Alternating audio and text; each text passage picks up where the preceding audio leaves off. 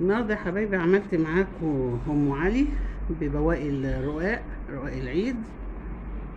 خشوا الفيديو شوفوا احنا عملناه ازاي. احلى ام علي بالرقاق، يا رب تعجبكم.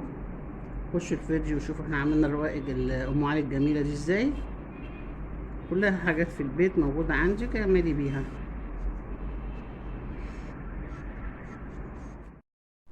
السلام عليكم، ازيكم يا حبايبي؟ عاملين ايه؟ كل سنه وانتم طيبين.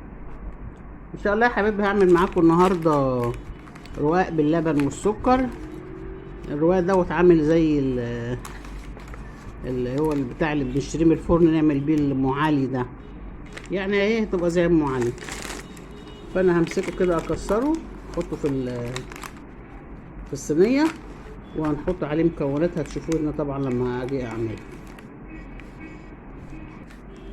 هنمسكه نكسره كده في الصينيه وهنعملها فيه.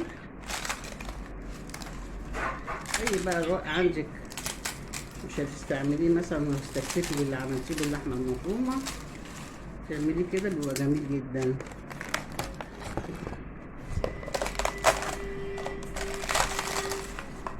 لو حسيت ان هو فيه دقيق ولا حاجه نفضوه.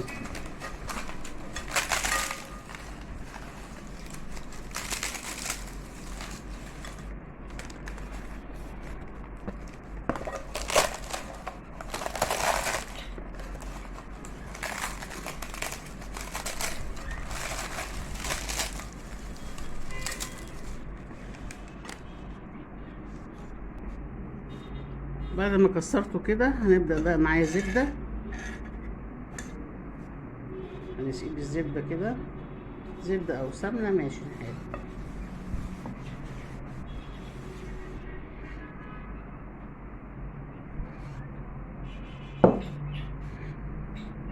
نقلبه بقى ببعضيه كده ونسخن الحليب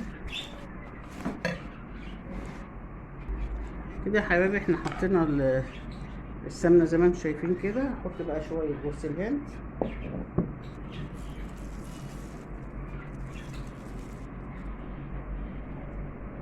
حطي كمية جوز الهند اللي انت بتحبيها تكون جوه ام علي. ده حلو، ده زي ام علي بالظبط.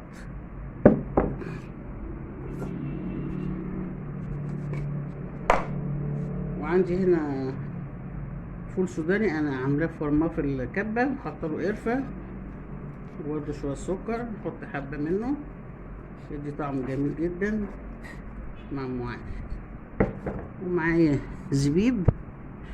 اي بقى مكسرات عندك عاوزه تحطيها تضيفيها ممكن. زبيب اهو. احنا بقى هنحط له الحليب السخن وندخله الفرن، ولما يطلع من الفرن هنحط عليه عسل نحل. مش عاوزه عسل نحل اعملي السيرب بتاع الكنافه وحطيه عليه، بس احنا عشان يبقى خفيف فهنحط عسل نحل. زي ما انتم شايفين كده يا حبايبي انا حطيت الحاجات اللي هي المكسرات بتاعتنا اللي عندي كله حطيه. انا عندي سوداني فرماه مع قرفه جوز الهند وزبيب.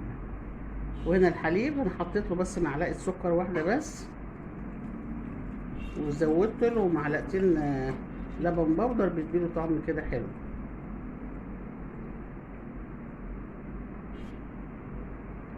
طبعا لازم اكون مولعه الفرن على درجه حراره 200. نحطه بقى في الفرن، ولما يطلع من الفرن ان شاء الله اوريهولكم. وهنسقيه عسل نحل. عاوزه تعملي سيرب اعملي، عندك عسل نحل وعاوزه تحطي عسل نحل حطي. اطمن بس ان الحليب توزع في كل حاجه، ونحطه في الفرن كده يا حبايبي. طلعنا ام علي من الفرن. هنبدا بقى نسيها بالعسل النحل او سيرب لو انت حابه تعمليها بالسيرب.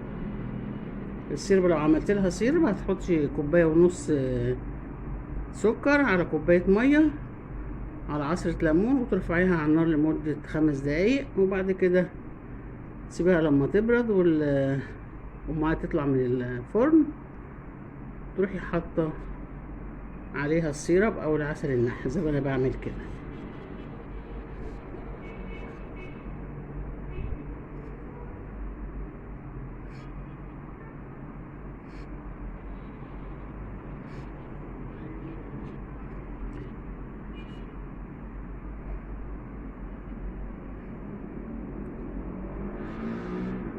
بس كده خلصناها يا حبايبي، يا رب تعجبكم. عندك بواقي رقاق اعملي بيه، تطلع ام علي جميله جدا. يا رب تعجبكم الطريقه.